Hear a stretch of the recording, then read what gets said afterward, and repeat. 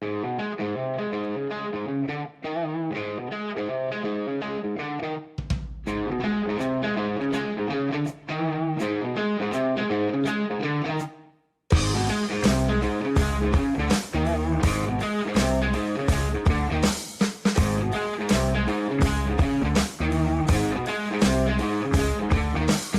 right, we're back. Thanks again for finding us here on the Talk North Podcast Network. My name is Kevin Gorg. The name of the show, of course, is Wooden Sticks.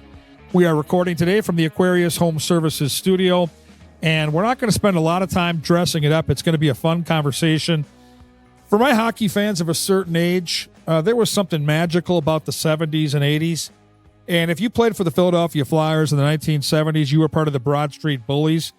And our guest today was a part of that unbelievable era of hockey. Behn Wilson, B-E-H-N. Behn Wilson has a new book called Gloves Off, which I just ordered today here.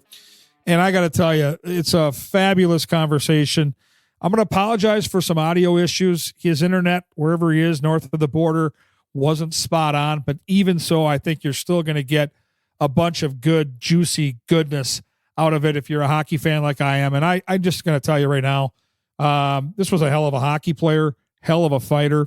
Before I forget, get to YouTube, find a fight from 1986 when Mr. Behn Wilson was playing for the Chicago Blackhawks. He played 5 years in Philly. He played 4 years in Chicago. So now it's 1986, and there's a rookie for the Maple Leafs by the name of Wendell Clark. Might be one of the toughest players I ever watched in the National Hockey League and one of the best fighters in the history of the game. That's a fact. This Behn Wilson cat, who we're going to hear from today, drops the gloves with Wendell Clark, and I'm going to tell you, it is a knockdown, drag-out, trading hammers for like 3 or 4 straight minutes. It's one of the greatest hockey fights I've ever seen. YouTube, Wendell Clark, Behn Wilson, B-E-H-N. You will not be disappointed. The book is Gloves Off. The stories are impeccable. And he lived through an era of the Flyers and the Blackhawks that was all about my youth. So we're going to tie in the North Stars. We're going to tie in Dino Ciccarelli.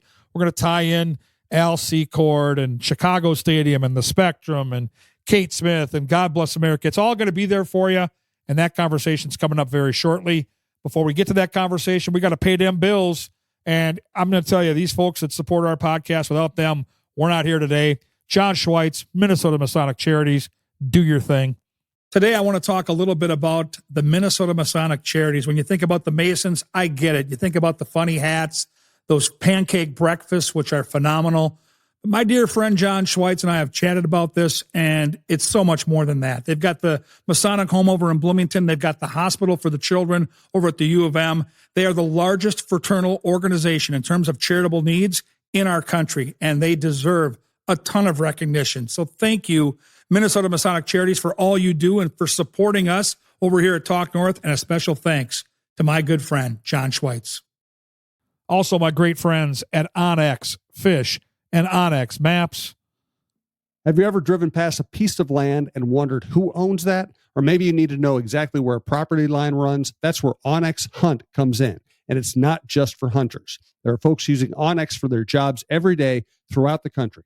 From farmers and ranchers mapping out their fields, wildland firefighters navigating rough terrain, to construction workers needing to know who owns what property, this app offers something for everyone. If you need the best land ownership maps, aerial imagery, and property boundaries in your pocket, Onyx Hunt is the tool for the job. Try it free for 7 days. Download Onyx Hunt in the app or Google Play Store, or visit onyxmaps.com/hunt to get started.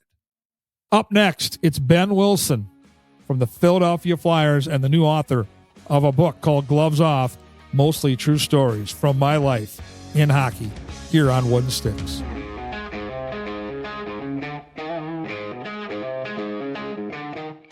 All right, welcome back to Wooden Sticks. As always, recording today from the Aquarius Home Services studio. Super excited for this conversation today. When I think of old-time hockey in my lifetime, it takes me back to the late 70s and the early 80s. I'm all about it with Behn Wilson, 6th overall pick, Philadelphia Flyers back in 1978, played for the Flyers and the Chicago Blackhawks. I mentioned in our opening segment a brand new book called Gloves Off, Mostly True Stories from My Life in Hockey. Behn, I really appreciate you taking the time today. Oh, this is my pleasure, and let's have some fun. Yeah, let's dive right into it. I think the book is going to be a great read. I can't wait to get my hands on a copy of it. And I think for all hockey players, there's got to be a starting point. So you're from Toronto, a hockey mecca that it is. How old were you when you first realized you wanted to get on skates and maybe down the road be a hockey player? Great question. When I was the story that's told to me um, is my older brother, who was, I guess, 2.5. My parents got him skates, and we had a little ice rink in our backyard. And I wasn't quite, I guess he's 3.5, and I still one, coming up on my second birthday. And I guess I was screaming, holy hell, that why don't I have skates? And the next day, next time you notice, I've got my mom's skates on, so I'm less than 2 years old. But they're doing anything to quiet me down. So I don't remember a time I wasn't skating or playing hockey. That's for sure. And like I said, we were the only ones in the neighborhood. My dad put a little skating rink in our backyard, and that's what we did. We after school would go outside and play. And my father would have a floodlight, and my mom would call us in for dinner. We'd come in, take our skates off. Our feet were frozen. We'd cry for about 10 minutes, have dinner, and go back out after dinner and play until it's time for bed. And my mom would call us in. We'd take our skates off. We'd cry for another 10 minutes and go to bed. And that's what we did. And except on Saturdays and Sundays, we did it 3 times. So I don't remember not playing hockey. And it's it's what everyone did, and it was just a lot of fun. Great way to grow up. Were you a big kid? Because you ended up being a really big human when you were all fully grown, 6'3", 200 plus pounds. But as a kid, were you the big kid in your grade level, or were you the guy that grew at a later age? How did your size match up? I was always pretty much the biggest and the tallest. With that comes responsibilities, even at a young age, right? You got to go out there. You got to play physical. At what age, Ben, did you realize that, hockey was fun? Obviously, you were having a blast playing with your brother, I'm sure, with your friends, like we all did growing up. But at some point, the light had to come on that you could play hockey for a long time. And maybe, again, if you're living in that part of the world, in Canada, the light bulb had to go on at some point that you could play pro hockey. And how old were you at that point? Another great question. I was 14 or 15, and at the time we played all the sports for fun, and there's just one or two different sports going on year round and changing with the season. And we played indoor box lacrosse, my brothers and I, and professional league started up. My father says, you guys. You guys work hard, and you can do that as a summer job. It'll pay your way through college. So we're out there practicing extra hard, and then it seemed like a very short period of time later, the professional lacrosse league folded, and my father said, "Well, that's only lacrosse. You should really focus on hockey." So at 15, things for my brothers. I was 15. My older brother was 16, and things got serious, and we stopped all other sports and we played hockey. And we played, started missing school to skate, and we skated 6 hours a day in the summer. And it was serious. Well, I think for every hockey player that has the journey to the National Hockey League, it's more than just your journey. It's your family's journey. Everybody kind of plays a role to get you there. And when you get picked 6th overall in the late 70s by the Philadelphia Flyers, I can't imagine for you and your family what that moment and that experience had to be like. Now, I know the draft was different back then than it is now, but if you can take us back to that moment in time and the excitement level, not just for you, Ben, but for your entire family. Yeah, I think I try to write this about in my book, and it's maybe I can explain it better. Probably not, but I'll give it a go.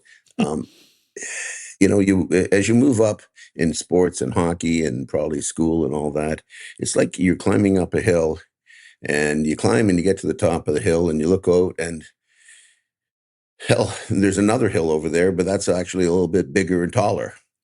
So you start climbing up that hill, and you're climbing up, but you don't know what's on the other side till you get to the top.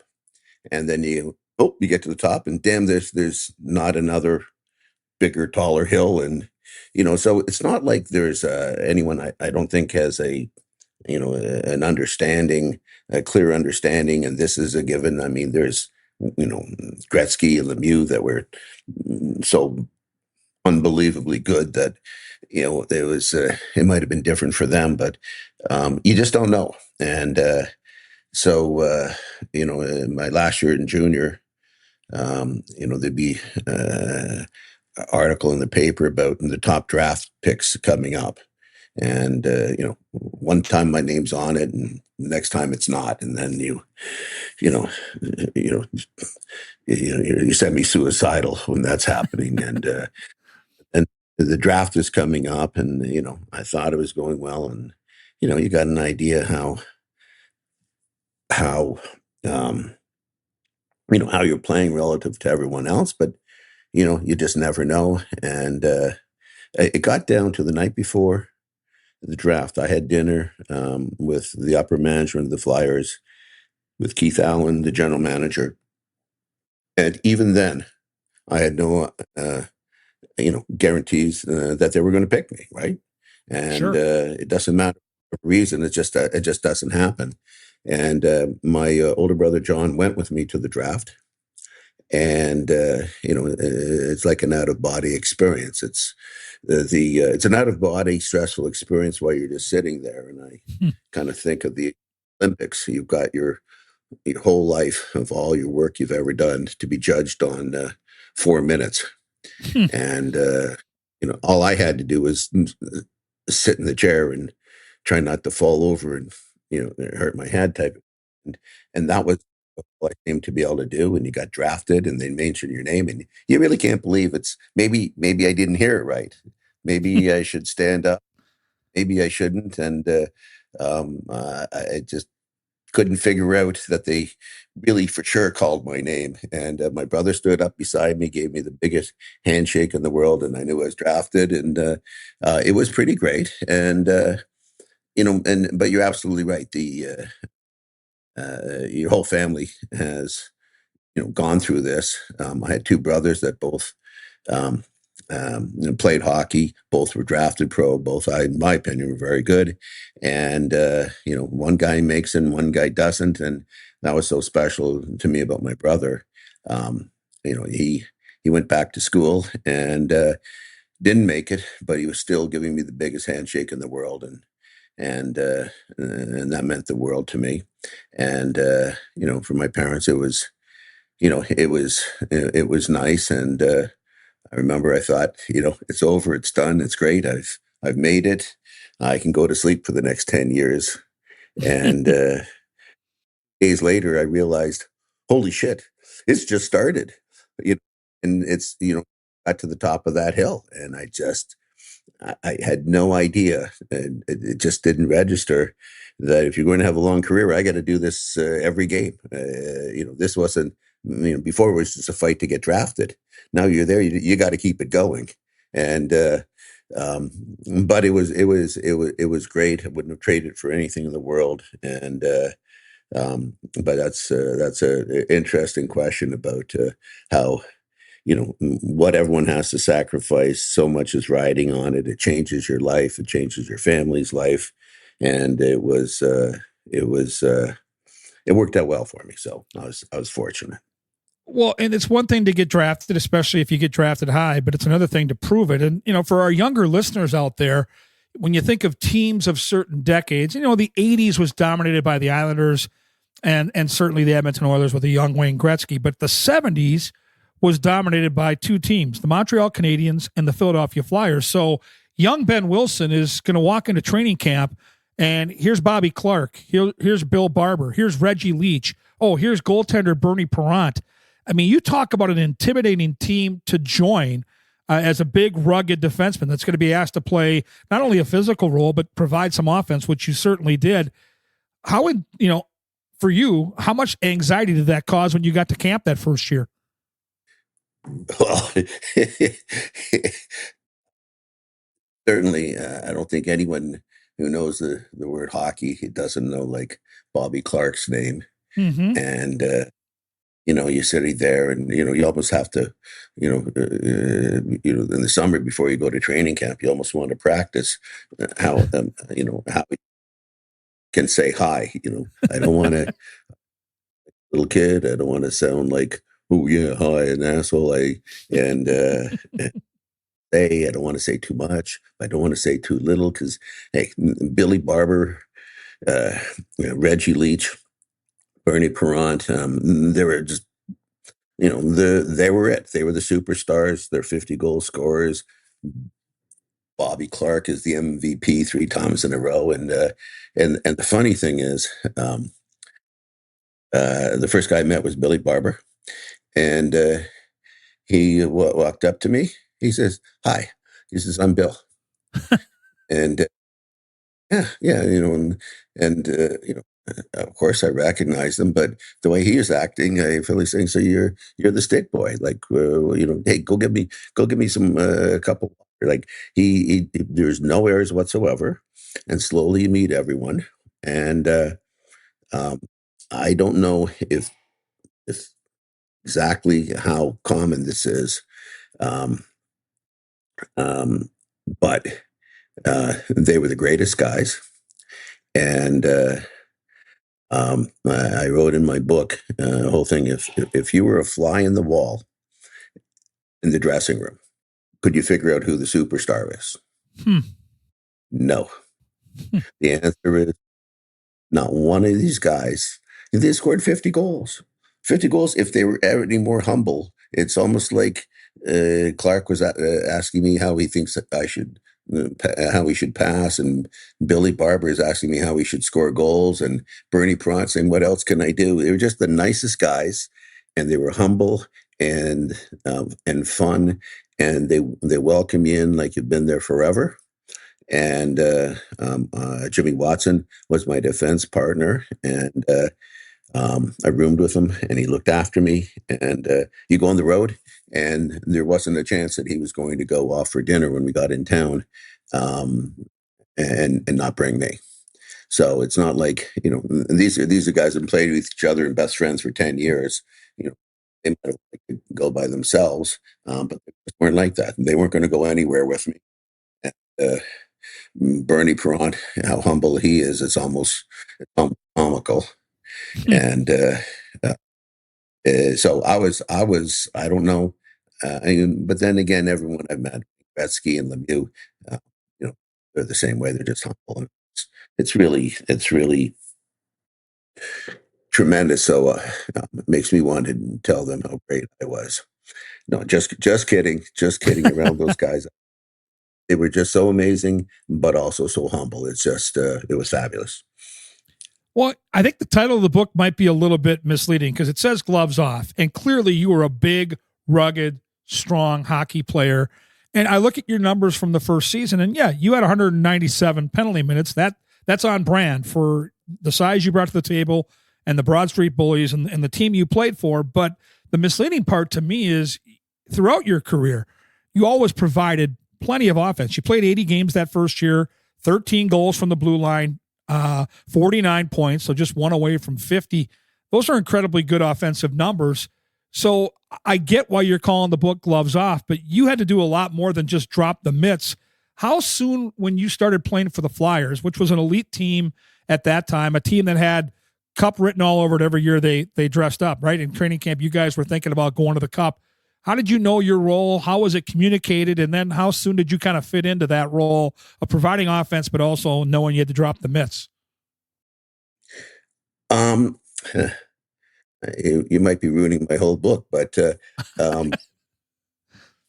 what? I don't want to ruin the book, but I the gloves off thing I love, but I mean, I think that there was a lot more to your game than fighting. Yeah, what happened? So to make junior hockey, I was going to do anything to make the team, and I'm 16. I'd never been in a fight before. In minor league hockey, you can't fight, and so I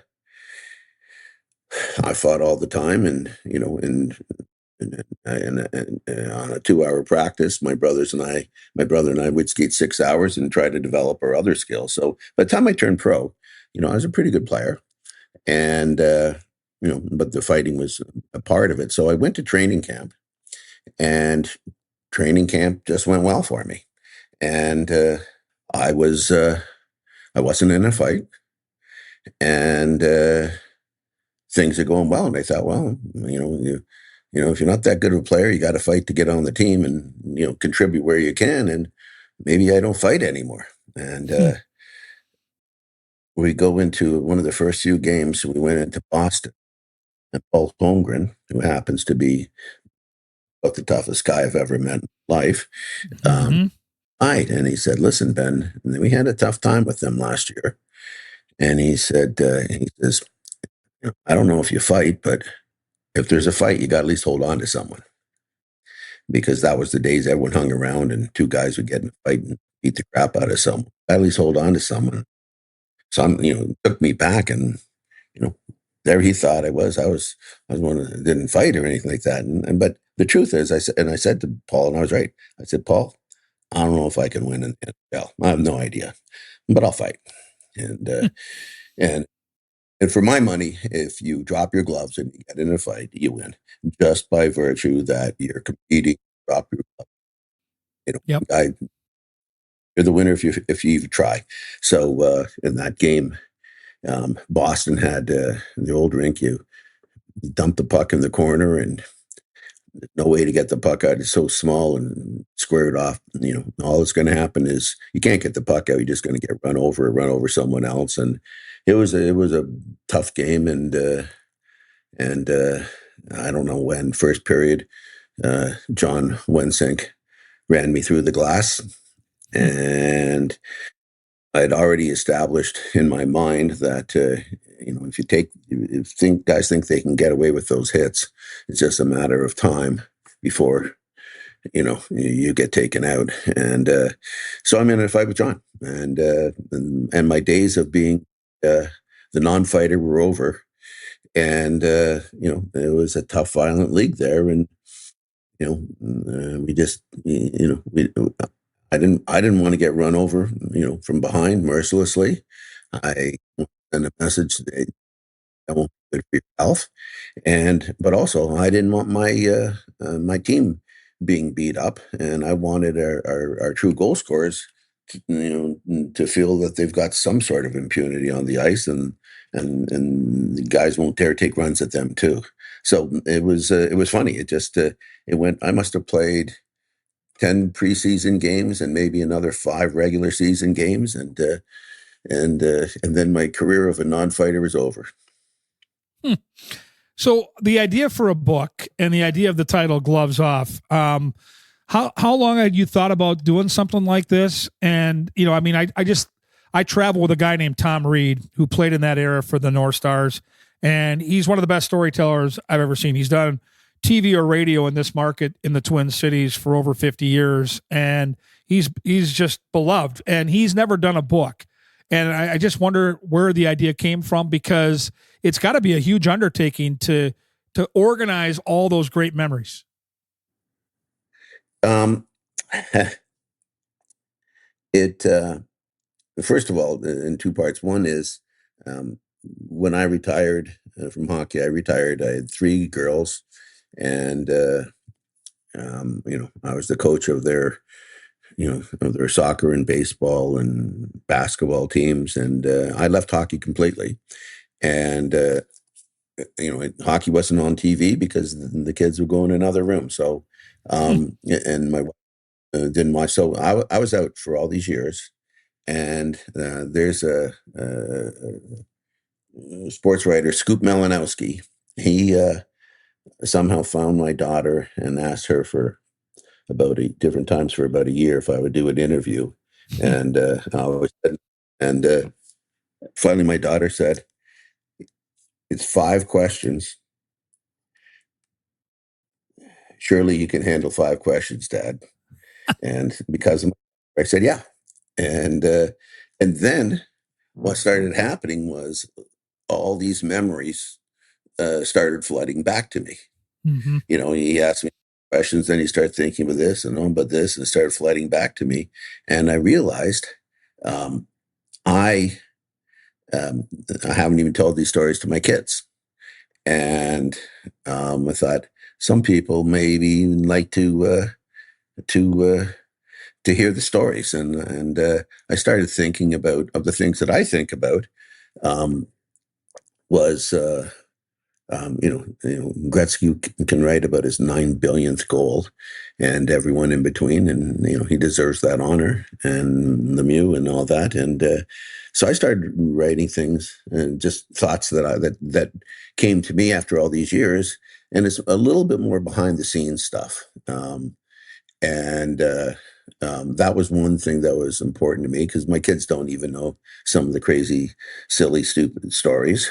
And the other one is over time, the Gretzky's and Lemieux get remembered, but some other guys don't. Like Bernie Perron gets remembered, but not as much as like Doug Wilson, and all that. And um, so I started writing it down, and some of these guys were fabulous, and I thought I'd give a little shout out to them because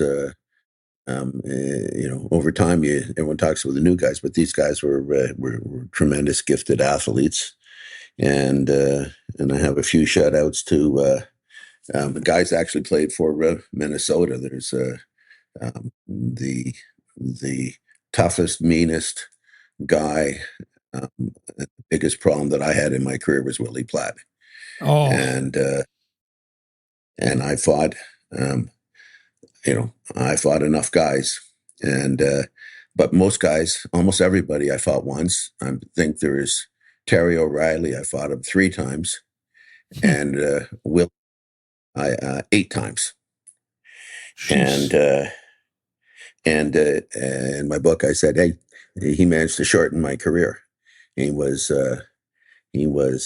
big, strong, and vicious, and um, and he was tough. In fact, when he was at Minnesota, I think I only fought him once when he was in Minnesota, and that's because I ran over Dennis Marook for no good.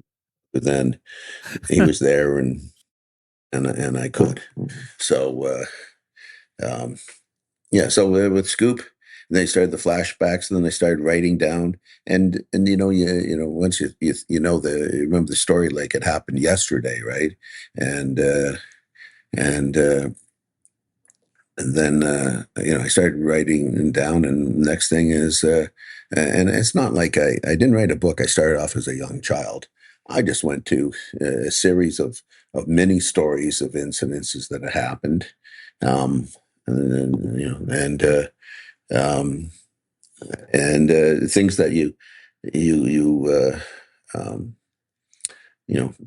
on the outside you couldn't possibly know, and also things about the fighting and the violence that I never even discussed with guys on my own team. And um, the one example is my style of fighting was until I can control the fighter's right arm, then I'm not fighting. I'm just working to get a grab on him, and maybe he can, I'll protect my head. Maybe he can, get a few swipes at me, but nothing serious. But Hmm. and I'm 100 defense until I get the arm grabbed. And a lot of the fights are in. It looks like guys are hitting me. Oh, Ben's off to a slow start, but I didn't care about that. They weren't going to be from that position. They weren't going to be able to hurt me or whatever. Um, and then once I had his right arm locked up, then it's only a question of how much I could hit them. And my fighting was um, um, it was pretty rigid in my strategy, and But I played with guys and they say, "Oh man, you had to take a few punches." And, I never said nope, nope. But once I got the guy's right arm, it's only a question of how much if I could break his grip on my right arm, how much I could hurt. And, and I thought, I've never ever explained that to anyone before. And as a result, I don't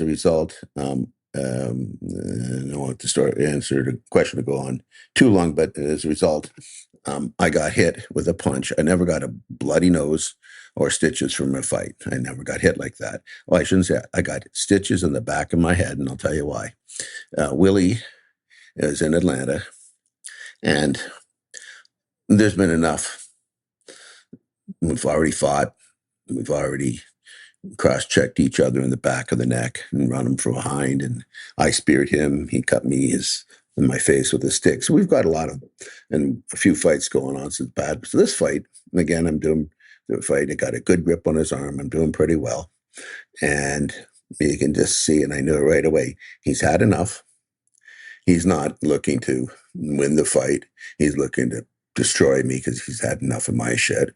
And he stopped fighting. He reached and grabbed my helmet. I'm still fighting, but he went and grabbed my helmet and ripped it off my head because he was going to make sure that he was going to cause all the damage. And then he grabbed me and started shaking me and shaking me and shaking me and shaking me. And probably the best thing about my fighting was my balance. I never lost my balance. And I lost my balance. I went down on my knees, and I made the cardinal sin for my fighting is my grip on his right elbow with my arm locked straight. I bent my elbow when I fell down, and he hit me in the back of the head, and two stitches and rang my gong senseless. So that's the only time I ever got hit hard. Fighting and to tell you the truth, that was enough. Well, and he didn't always fight fair, and your story kind of, I think, magnifies that point. I remember what happened when he was playing for the North Stars, and a goaltender, I think it was Greg Steffen for the Detroit Red Wings, had got in his kitchen a little bit during the game, and at some point, Pletta had enough, and he just took his stick and two-handed the Wings goaltender over the head. He got suspended for, I want to say, 10 or 12 games. It was just a horrible thing to do, but I think it does support your story that when push came to shove, he kind of lost his cool. Well, I think in the context of back then, and I'm not saying I wasn't an asshole like the other guys, because I was, but understand it. Like my story with, you tell me where he's that far wrong. I'm going to play Atlanta for the first time. I'm 19, and I look at the stats, and Willie had the year before like 42 goals. Says, "Oh fuck, okay, there's a goal scorer," and I see him in warm up, and he's tall, and he's got that blonde hair, sharply cut, good-looking guy. Yep. And I said, "Platt, he's one of those Swedes. He's one of those fast-skating, goal-scoring Swedes, right?" So anyway, near the start, he comes around our net, and I speared him hard right in the gut. And I figured I just sent him a message. You can go get 42 goals again, just not when I'm on the ice. So is that an asshole move? By today's standards, yeah. But back then, it was a little more part of the game. So I speared him hard, and he's supposed to fall down and lie on the ground for a while. And I've solved his goal scoring for a long, long time. And 3 seconds later, I realized I'm fighting for my goddamn life. Then I realized I know why he scores 42 goals. When he's in the front of the net, the defensemen don't even want to get near him because he's vicious. Yes. He's vicious. He's vicious. Don't kid you, say he's vicious. And it's one thing, who's the biggest weightlifter in the world? He was vicious. And he repaid me. From behind, he caught me with my stick and his stick and got in my face and cut my with a stick one time and cross-checked me in the back of the neck. pretty goddamn hard, and therefore I Jesus. cross-checked him in the back.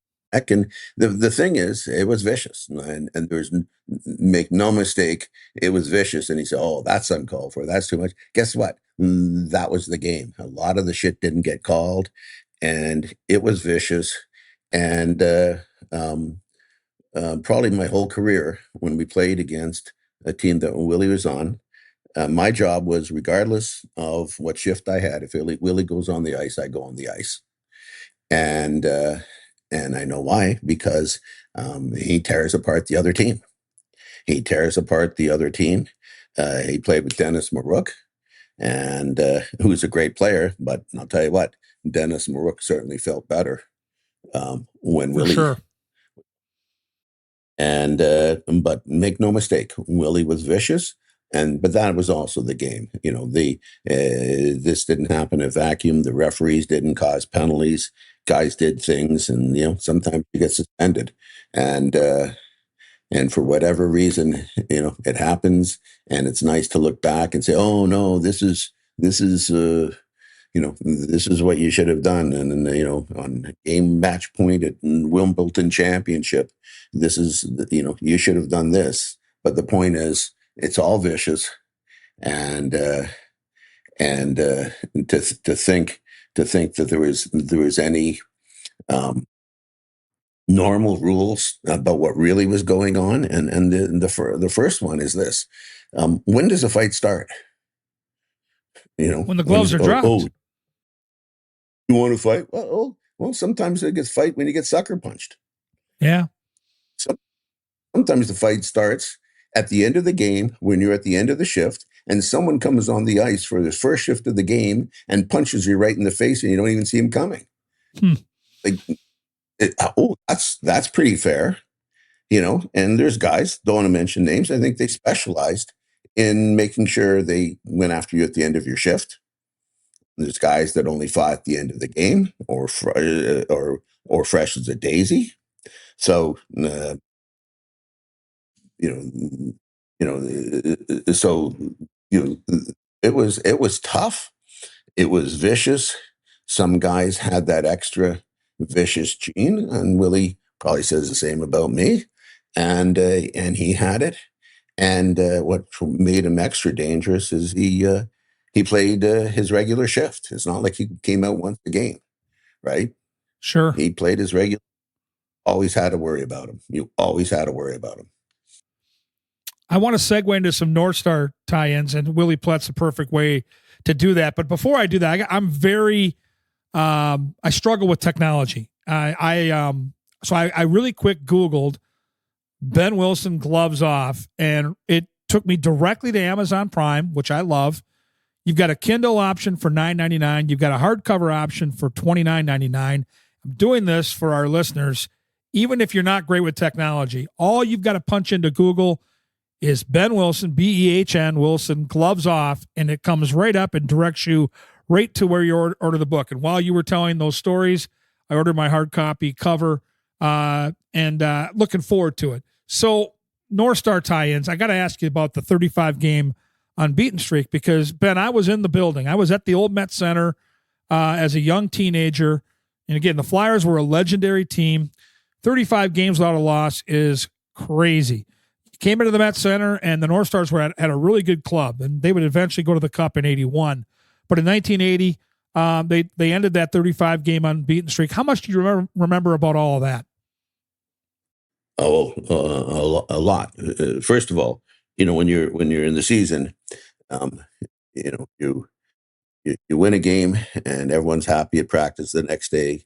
And if you lose a game, everyone's miserable. And if you lose on Sunday and don't play for Thursday, it's terrible. And we're on a 35 beaten streak. It was the most fun, happy time all of hockey for me, because we're always happy. And we didn't have a top 10 scorer, but we had, Clark, Leach, Barber, Kenny Linsman, Brian Propp. We had a lot of scores, and someone else was winning the game every day, and we're always ahead. It's not like you're trying to come behind and you're pressing. And what was happening is, by the time you got to 15 games, it was pretty well known, and everyone is gunning to knock you off, and we just keep winning. And it's not like um, we're up. We're up. We're not playing, very few players and killing our guys at the end of the game, trying to win every game. We're winning. We're always up. And we got to um, just trying. We tied the record maybe for hockey or whatever it was, but 28 games. And Pittsburgh's in Philadelphia, and they come out and play us like it's a Stanley Cup championship. Mm-hmm. And Greg Miller played incredible. And and that's the only game I remember. We tied it up with maybe a minute left, and so we extended the streak. So we come into Minnesota. Every team is gunning for us, but we're still winning. And it's always someone else.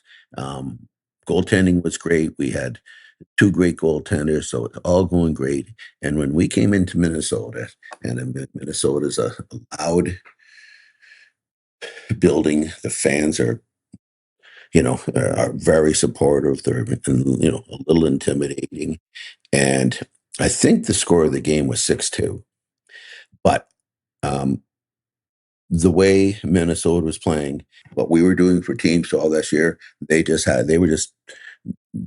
everything was going their way. And I don't mean a lucky way. I mean, everything was going their way. They were outplaying us. They were doing everything. And it was such an abrupt stop to everything going our way for so long, for half a season, right?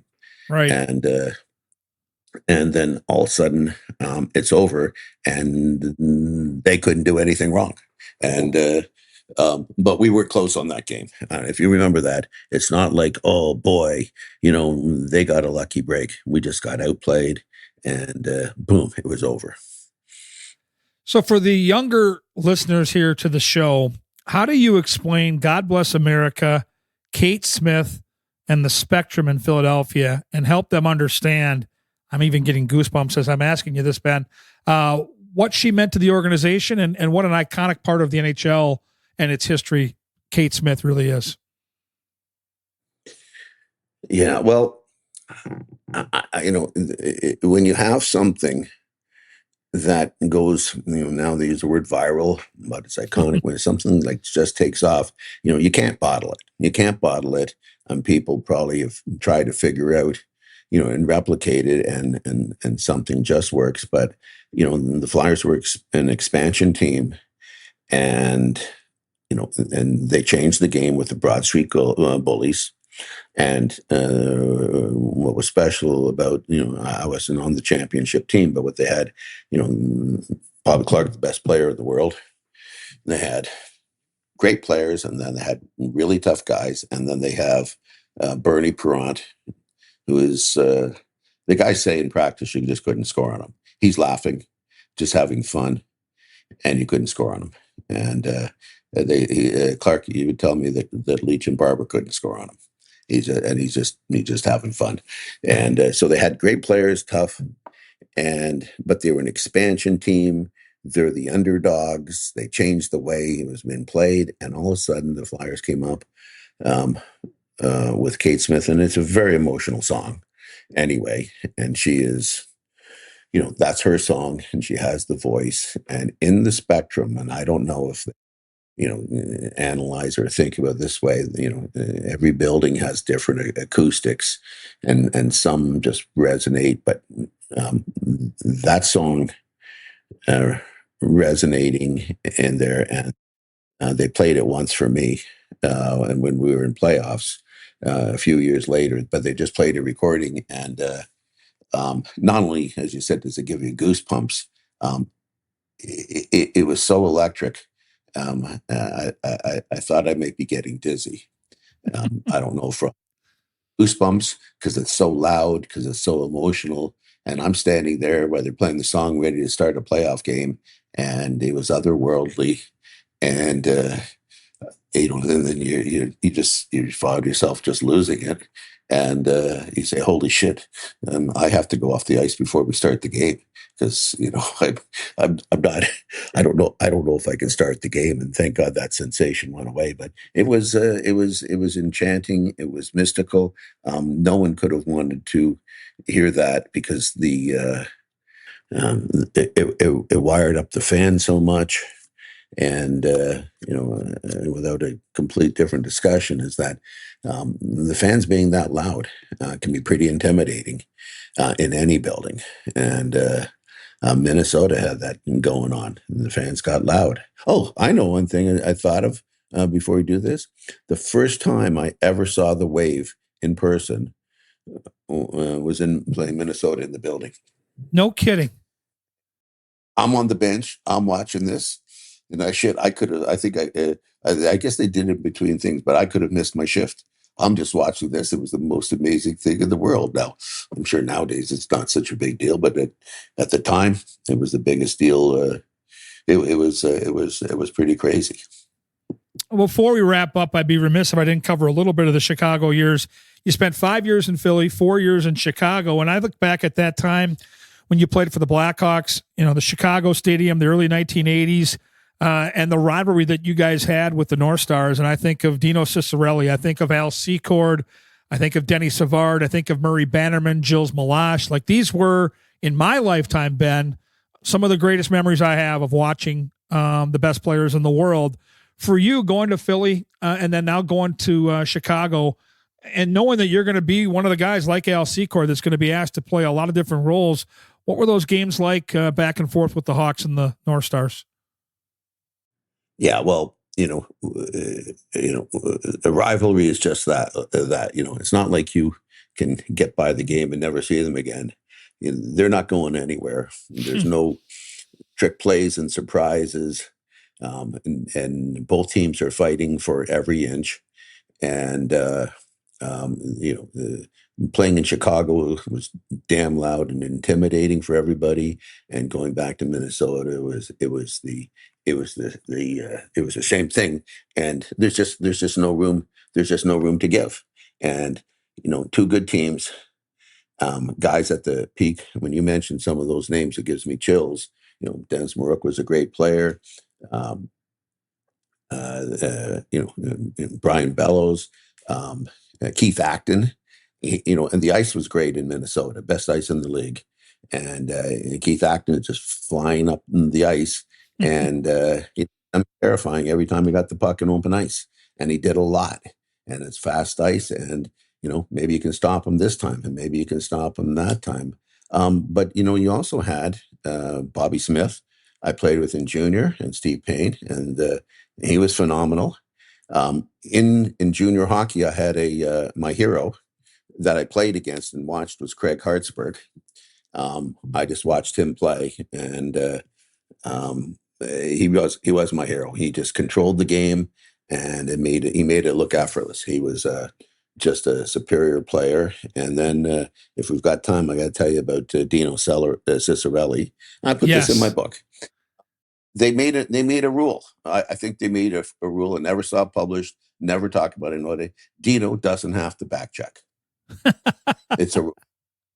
So what happened is, and first of all, he had a great career. He played 20 years, which is a tremendous accomplishment. He played hard. He played tough. He wasn't a big guy. I cross-checked him in the back of the head in junior, and I knocked him cold. And, he came back, and he's a tough prick. So anyway, he'd run into you, do everything, cause as much shit in front of our net or whatever. And all of a sudden we get the puck, and we're breaking out of our end. And if he's like 10 feet from me, he'd skate towards me. He'd get within 5 feet of me, then fall backwards, throw his glove, his sticks, and lie down. And then they'd give me a penalty.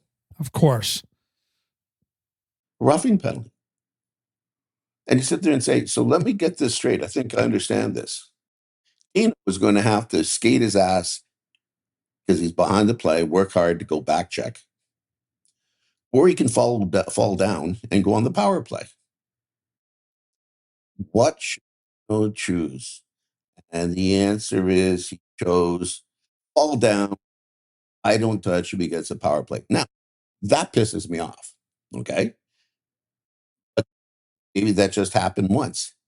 I'm going to say every game I played against him, it happened at least once. Yep. And if the ref, maybe you should check to see if I actually touched him, but he did it as well as anyone. And and he was strong on his skates. A good guy, but he was strong and strong on his skates. I would have had to put some effort into knocking him down. I'd have to, or to have to take a run at him. But no, I can be just waddling up the ice, and mysteriously, I get a 2-minute penalty. He must be dying. He hears this broadcast. He's going to hear it laughing at me. I don't know how much, a million penalties for not touching Dino. So, yeah, and of course, only makes you madder. If I ever get him near the net or the corner, then I'll run harder. But he pulled that on me. It worked every time. Worked every time. In fact, if there's one time that he didn't get a call, they didn't call a pen like that, I probably would have go over the ref and said, "You got to call a pen." It's that one. It was just painful. Every game, especially these are tough games. These games that happen in playoffs. You know, we're in playoffs, and there's no room to give. And one more. So, Dino pull it off. Hats on. He scored a lot of goals. Fabulous career, but it pisses me off just to think about it today. I think the embellishment rules, I think that was a big part of the motivation for the league to finally at some point get into a situation where they could call a penalty on a player because he perfected the dive. We talked about it here in Minnesota. The Dino dive was legitimate, and every team that played the North Stars knew they had a great power play. He was a big part of that power play, and at some point the league said enough is enough. And I like it now where they actually call some of that embellishment, some of those dives, because it should upset you. It again, it's at the time it was revolutionary, and he did it as well as anybody. But again, sooner or later the league is not going to put up with that, and I think nowadays you see a lot more of that called, but you didn't back then. Well, I can tell you this: what they call today doesn't affect me at all. It was painful. It was. He's going to be laughing. He'll bet his pants laughing at how many times I got called on that. Back then, there wasn't an embellishment. Time I'll tell you about this. When I first joined, you never showed you were hurt. And if you got hurt on the ice, you would hobble off, you would crawl off, you would do anything to get off the because you're not so hurt. You got to lie there, and that's the rule that I understood in my heart and soul. You show the other team you're hurt, and if you're hurt, you're not going to show him that hurt. You somehow get off the ice, and all of a sudden things started changing. Led the way of that, and we're in playing against in preseason. We're playing against Edmonton, and Gretzky always knew if you've got the angle on him, he lives to fight another day. And for whatever reason, he didn't. So I ran him into the boards. Not a massacre, but their whole team is pissed at you, right? And like when I hit Dennis Moroccan, Willie's after me in 3 seconds. So how much longer? We're skating down the ice to their end, and I'm getting near their Edmonton's blue line, and Gretzky's behind me about 20 feet, and all of a sudden he starts skating towards me quickly. And the guys behind you always watch him because he always goes for breakaways. And I see this. He gets within. He pulled a Dino. He gets within 5 feet of me. He jumps up. He falls right on his back. His helmet goes flying. His gloves go flying. His sticks goes flying. And I'm sitting there, head on over Gretzky. Oh, that. And now I've knocked him out cold. He's just lying out cold on the ice. And now it's really bad. And the other 4 guys in the team right up to This is great. This is one more brawl, 4-against-1. And I hope there's someone on my team that's going to jump in. So 4 of these guys are right after me. I've got my stick. I go any of them as I can. And now my stick is tied up in the arm. I can't get my stick back to protect myself against 4 guys. I yank my gloves, put my hands on my gloves, and I just start swinging. And I'm fighting this guy, and I'm pretty sure it's Kevin. I'm fighting him, and I hit him 20 stitches above the eye, and I'm swinging and swinging, and he's not fighting. Huh. And he's not fighting. And he said, "There's a. If you're going to yell at someone to be mouthy, you do it out of right. You don't. Sure. You say whatever. You got to be able to punch him. Once you're in fights, there's no. I'm not going to let a guy hit me 5 times to find out he's really fighting. So anyway, he's not fighting, and now he's cut for 20 stitches. And I'm trying to figure out. And then I realized the game passes by. The get off the ice, never show you hurt. That's gone. It's Dino following down and drawing a penalty to win the game. Gretzky is taking a dive on me to get a penalty. Now, this is preseason, and I couldn't give a shit what happens in preseason. But their whole team knows what he did, because this is what happens. This is the new game. Everyone on probably our team knows it. Everyone but me. I thought I was just going to get beaten up by 4 guys. I was wondering if any of my team helped me. This is going to be bad. And it turns out that Kevin got 20 stitches above his eye because I didn't know the new game. And he was just coming in to say, yeah. Okay, we got 2 minutes and go off the ice.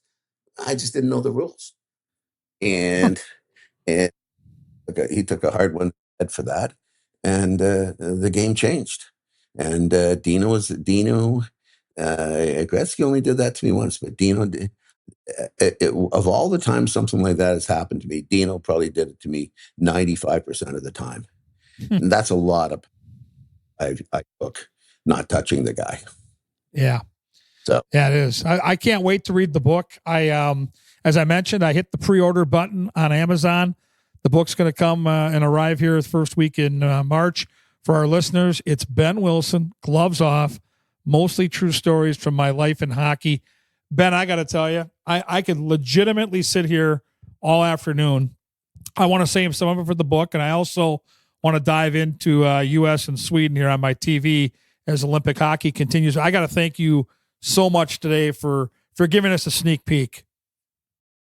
Yeah, well, first of all, I can tell everyone, don't buy the book now, because you've all the I'm just kidding. You know what? Now it's fun. Of all the years I haven't been around it, and now it's fun to relive this and talk about guys like Dino and Gilles Malache and guys Dennis Marouk, Willie's always up, right? And Greg Hartsburg, and a lot of these guys are in my book. I was thinking about this just before we started. A lot of these guys are in my book, so it's a small world. It is the hockey world is a very small world. Can't wait to read it. Again, Gloves Off, Behn Wilson, a guest today here on our show, Wooden Sticks. I'll be back after a quick commercial break to put a close on this week's edition of the show.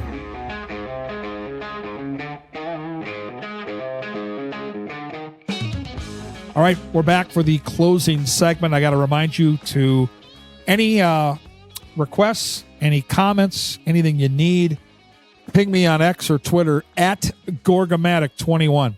At Gorgomatic21. This today was a recommendation. We got an email. Alex Halligan, our esteemed producer, got an email from one of the publicists for this new book, and we're like, yeah, we'll talk Broad Street Bullies. We'll talk Blackhawks, North Stars.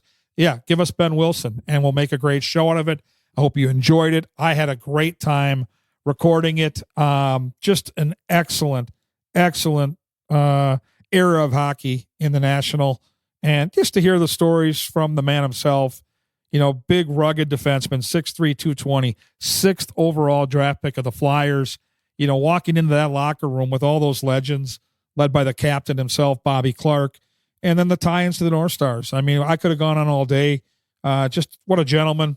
All-star back in 1981, played in the Stanley Cup in 1980. The name of the book is Gloves Off, from Behn Wilson, mostly true stories from my life in hockey. I strongly recommend you order it and dive into it, and I really appreciate you listening today.